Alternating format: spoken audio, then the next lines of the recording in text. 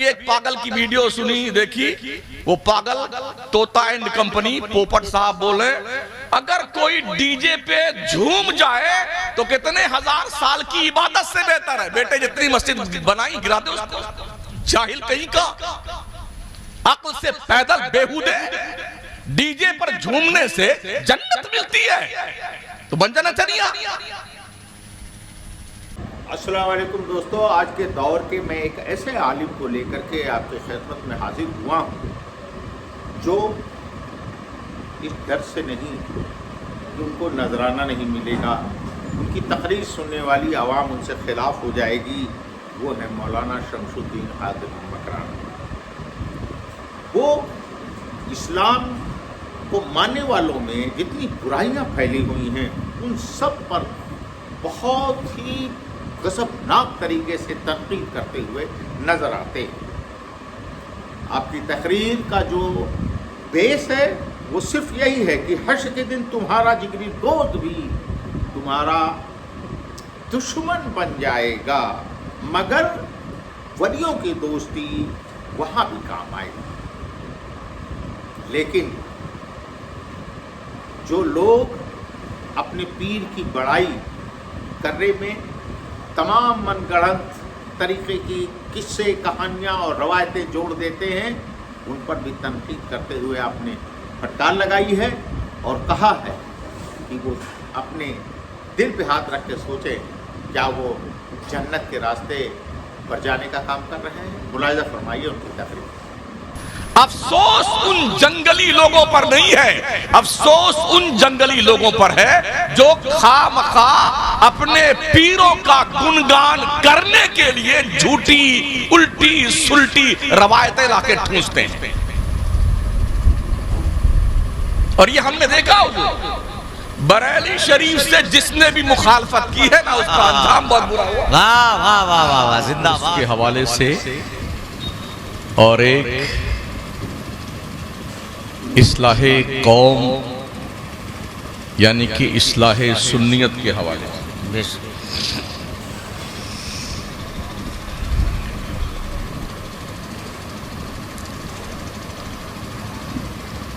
اللہ کا ارشاد عالی وقار ہے، الاخلاء یومئذ بعضهم لبعض عدو الا المتقین۔ حشر کے دن تمہارا جگری دوست بھی تمہارا دشمن بن جائے گا، مگر ولیوں کی دوستی وہاں بھی کام آئے گی۔ بے شک یہ قرآن شریف ہے، بریلی شریف نہیں ہے جی۔ جب بھی عقیدت کی بات کی جاتی ہے تو لوگ کہتے ہیں یہ بریلوی لوگ ہیں، اس لیے تب یہ بریلی شریف نہیں قرآن شریف ہے۔ یہ وضاحت اس لیے میں کر دیتا ہوں کہ ہمارا حزب مخالف جب ایسی بات سنتا ہے، کبھی عشق کی بات، محبت کی بات، ولیوں کے فضیلت کی بات، تو لوگ ہم پر یہ الزام دھرتے ہیں کہ سنی جو بریلوی ہے نا اس لیے ایسی بات کرتا۔ قرآن شریف تو بریلوی نہیں ہے نا، قرآن شریف تو بریلوی نہیں ہے، یہ تو مکی اور مدنی ہے۔ اس قرآن میں اللہ نے فرمایا الاخلاء، الاخلاء یہ خلت کی جمع ہے، اس کا مطلب ہوتا ہے بہت گہرا دوست، جس کو کہتے ہیں قلبی دوست، جگری دوست۔ دوست تو ہر طرح کے ہوتے ہیں نا، کچھ ٹیمپریری ہوتے ہیں، مل گئے راہ میں تو دیکھ لیا ایک نظر، ورنہ پھر حسرت دیدار کی ایسی تیسی۔ کچھ دوست ایسے بھی ہوتے ہیں۔ رفیق کے معنی بھی دوست کے آتے ہیں، صدیق کے معنی بھی دوست کے آتے ہیں، خلیل کے معنی گہرے دوست کے آتے ہیں۔ تو فرمایا گیا کہ حشر کے میدان میں جو تمہارا گہرا دوست ہوگا نا وہ بھی تمہارا دشمن بن جائے گا، مگر جو اللہ والے ہیں، اللہ کے نیک بندے ہیں، متقی پرہیزگار ہیں، دین مصطفیٰ کے علم بردار ہیں، اولیاء کی جماعت میں سے شامل ہیں، ان کی دوستی حشر کے میدان میں کام آئے گی۔ یہ منصوص من اللہ، اللہ کا حکم ہے یہ۔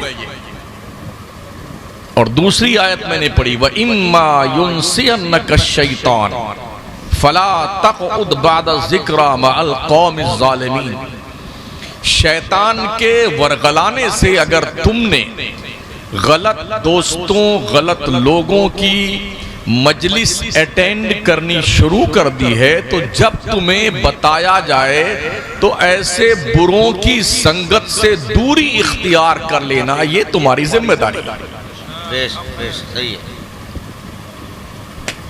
جب بتایا جائے فلا تقعد بعد الذکر مع القوم الظالمین، یاد دلانے کے بعد ظالموں کی، دشمنوں کی، نبی کے غداروں کی، نبی کے شان میں گستاخی کرنے والوں کی، جوا کھیلنے والوں کی، شرابیوں کی، سٹے بازوں کی، آوارہ گردی کرنے والوں کی محفلوں میں بیٹھنا چھوڑ دینا، یاد دلائے جانے کے بعد۔ بیش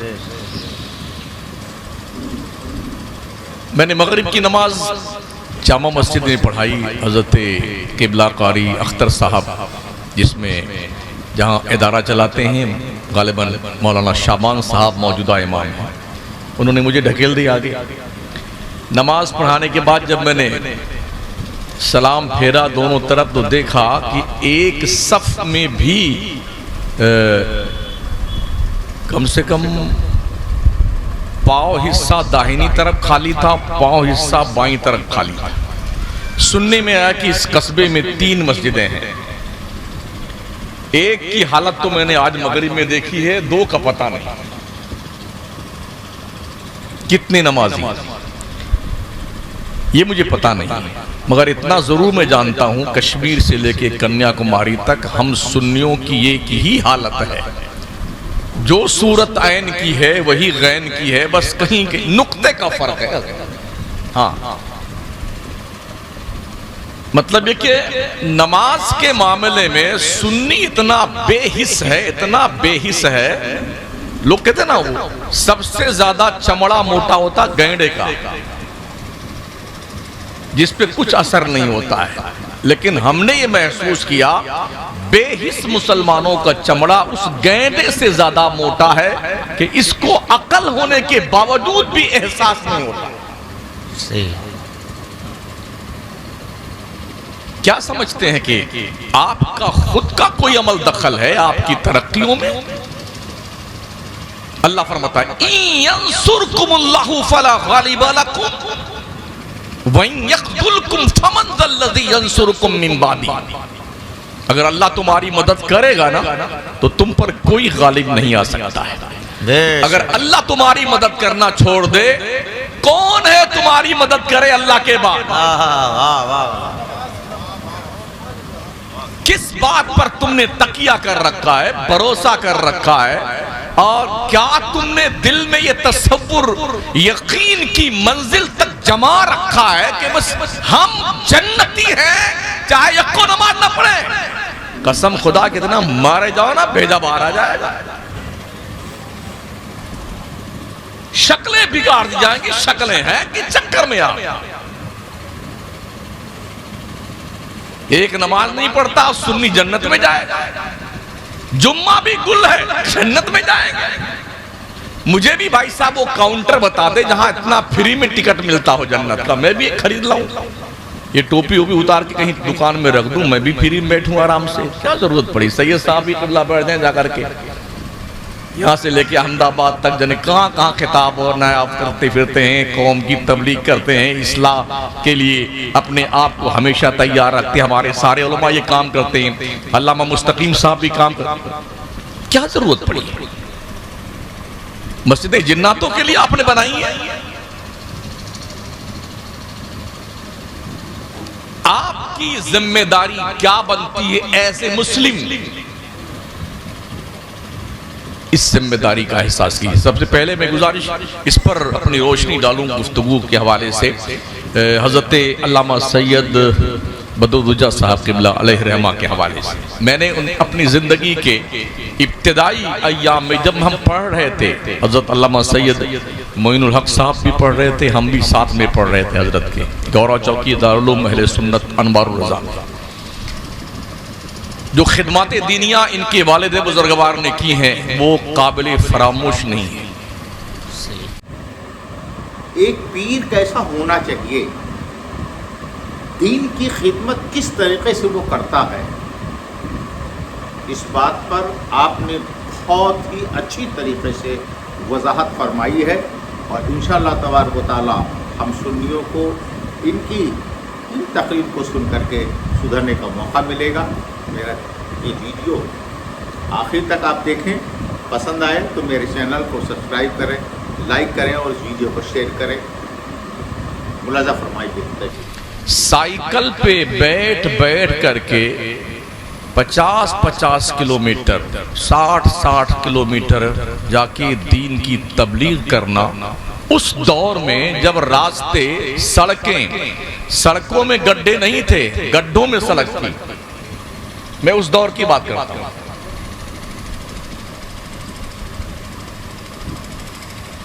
اور اتنا پرہیزگار میں نے دیکھا ان کو، نماز کی اتنی زیادہ پابندی، شریعت کے حوالے سے بہت ایکٹیو، اور جب دیکھیں آپ ہمیشہ باوضو رہنے کی عادت کریمہ تھی ان کی۔ جو میں مشاہدہ کیا وہ پیش کر رہا ہوں، کسی کی سنی بات نہیں کرتا، مشاہدہ پیش کرتا ہوں۔ دل میں دین مصطفیٰ کا جو درد ان کے تھا، اس دور میں مجھے دور دور تک نہیں دکھتا ہے۔ یہ اس دور کے پیری مریدی کی بات ہے، تقریباً 45 سال پہلے کی بات میں کر رہا ہوں۔ اگر وہ چاہتے نا تو بہت شاندار بنگلہ بنتا ان کا بھی، جیسے آج لوگ بنائے بیٹھے ہیں۔ جس طرح آج پیروں نے بنگلے بنائے نا، اگر وہ چاہتے تو بنگلے ان کے بھی بنتے۔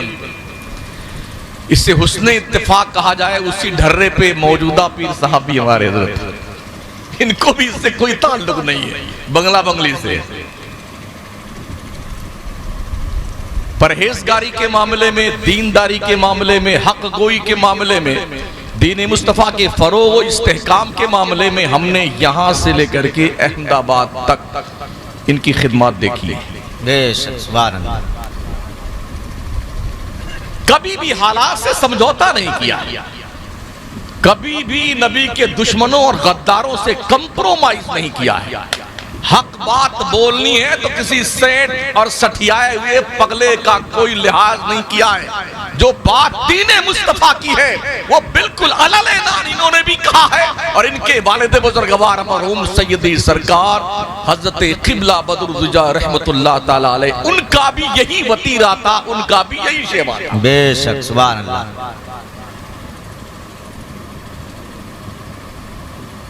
حضرت علامہ عبدالوحید صدیقی صاحب اور حضرت، ایسا لگتا تھا کہ آج اس گاؤں میں ہے، پرسوں اس گاؤں میں، کل اس گاؤں میں، یہاں دین خدمت، وہاں کرنا، وہاں جیسے بیٹھے ویسے تقریر شروع ہو گئی۔ یہ اہتمام تو تھا نہیں اس وقت، یہ جھومار، یہ کمکمے، یہ گبارے، پھوارے، یہ کچھ تو تھا نہیں اس زمانے میں۔ چوکی رکھ دیا، لالٹین جلا دی، کبھی میک ہوتا تھا کبھی نہیں ہوتا تھا، مگر باوجود اس کے رات کے 12 بجے تک دین مصطفیٰ کا پرچار پرسار کرنا، اس دور میں جب قحط الرجال کا دور تھا، جب نذرانے 54 اور 58 میں ملتے تھے حضرت، ہاں 4 آنا 10 پیسہ 20 پیسہ، اس دور میں خدمت دین مصطفیٰ اس طرز پہ کرنا، ہم اسے یوں کہہ سکتے ہیں کہ وہ کوئی بہلول تھا جو جنت بنانے والا۔ سبحان اللہ۔ آج تو بیٹے کچھ ہی نہیں کرتے ہیں، ابا پیر صاحب تو بغلہ ہمارا سوال، ہاں پیر صاحب ہمارے ابا رہے نا، تو اب بیٹوں کے بیٹے نہیں 5-7 پشتیں موج سے کھائیں، جیسے ایک بار کوئی ایم پی بن جائے، ایم ایل اے بن جائے، 7 پشتیں کھاتی ہیں دھڑلے سے، ایسے کوئی ایک پیر بن جائے اس زمانے میں، تھوڑا چمتکار دکھانے والا ہو، کم سے کم 10 مرتبہ 15 مرتبہ کریم پاؤڈر لگانے والا ہو، تو کیا بات ہے جی، وارے نہیں آ رہے زندگی کی۔ مگر یہ اس دور کی ہم بات کرتے ہیں جب شاید کریم بھی معرض وجود میں نہیں آئی تھی، کریم بھی پیدا نہیں ہوئی تھی، اس زمانے کی بات میں کر رہا ہوں۔ دھول والی سڑکیں تھیں، جب سائیکل کا پہیا جو ہے ایک بالش دھول میں گھس جاتا تھا، تب دین مصطفیٰ کی تبلیغ کی گئی۔ اور اللہ شاہد ہے، آپ سب جانتے ہیں آج کے 50 سال پہلے کیا یہ خوشحالی تھی ہمارے قوم میں؟ اکا دکا کوئی تھا، کسی کے گھر میں باضابطہ طور پر شاندار کوئی اہتمام کھانے پینے کا نہیں ہوتا تھا، گڑ لا کے رکھا جاتا تھا، وہی پانی پیا جاتا تھا کھا کر کے، تروئی کی سبزی کبھی ملتی تھی، کبھی وہ پرول کی سبزی ملتی تھی، کتنا خوش ہو کے لوگوں کو ہم نے کھاتے دیکھا تھا۔ آج روز مرغا، بکرا، تیتر، بٹھیر، مچھلی اور اس کے اوپر اسپیشلی اہتمام، زندہ باد زندہ باد زندہ باد زندہ باد، حضرت حضور زندہ باد، پھر بھی گال پھلائے بیٹھ رہتے بیٹھے، گال پھلائے بیٹھ رہتے۔ شریعت کے اتنے پابند، کبھی بھی غیر محرم عورتوں کے سامنے ہم نے ان کو، بے پردہ عورتوں کو آتے نہیں دیکھا۔ میں اپنی مشاہدے کی بات کر رہا ہوں، یہ پیر ہوا کرتے تھے، خلافت بغداد سے حاصل تھی، غوثیت کبریٰ کی بارگاہ سے، وہاں سے خلافت جلدی کس کو ملتی ہے؟ آج تو اللہ اکبر، آپ بھی خلیفہ، آپ بھی خلیفہ، آپ بھی خلیفہ، آپ بھی کھلی آفت، آپ بھی کھلی آفت، آپ بھی کھلی آفت۔ آج بہت سارے لوگوں نے اپنے نام کے ساتھ جب القاب جوڑتے ہیں نا تو خلیفہ فلاں لکھنا ضروری سمجھتے ہیں۔ یہ لاحقہ تقریباً جتنے خلیفہ بنے ہیں نا سب کے نام کے آگے، کاش ان خلیفہ لوگوں نے اگر حضور تاج الشریعہ علیہ الرحمہ کو اس دور میں بلایا ہوتا تو آج جتنے پھپود پیدا ہے ایک کو نہیں پیدا ہوتا، نہ ڈھول بجتی نہ نگارے بجتے۔ کیا بات ہے، واہ واہ واہ۔ مگر بڑی پلاننگ کے ساتھ آج کے جو خلیفہ تاج الشریعہ ہے نا انہوں نے ہمارے اس چھیتر میں حضور تاج الشریعہ کو جان بوجھ کر نہیں آنے دیا۔ یہ سخت جملہ کسی کے کلیجے میں چھبے تو چبھتا رہتا۔ بالکل اخیر میں ایک بار حضرت تاج الشریعہ علیہ الرحمہ قبلہ کو بلایا گیا سعد اللہ نگر میں، تو پتہ نہیں کیا وجہ ہوئی کہ حضرت آ بھی نہیں سکے۔ اگر لائے گئے ہوتے نا تو شاید ہمارا یہ علاقہ جہالت کا دنش نہیں جھیل رہا ہوتا۔ پیروں سے مرید ہونا اچھی بات ہے مگر پیروں کا اندھ بھکت ہونا اچھی بات نہیں ہے۔ ابھی ایک پاگل کی ویڈیو سنی دیکھی، وہ پاگل طوطا اینڈ کمپنی پوپٹ صاحب بولے اگر کوئی ڈی جے پہ جھوم جائے تو کتنے ہزار سال کی عبادت سے بہتر ہے۔ بیٹے جتنی مسجد بنائی گراتے اس کو، جاہل کہیں کا، عقل سے پیدل بےہودے ڈی جے پر جھومنے سے جنت ملتی ہے تو بن جانا چاہیے۔ افسوس ان جنگلی لوگوں پر نہیں ہے، افسوس ان جنگلی لوگوں پر ہے جو خواہ مخواہ اپنے پیروں کا گنگان کرنے کے لیے جھوٹی الٹی سلٹی روایتیں لا کے ٹھونستے ہیں۔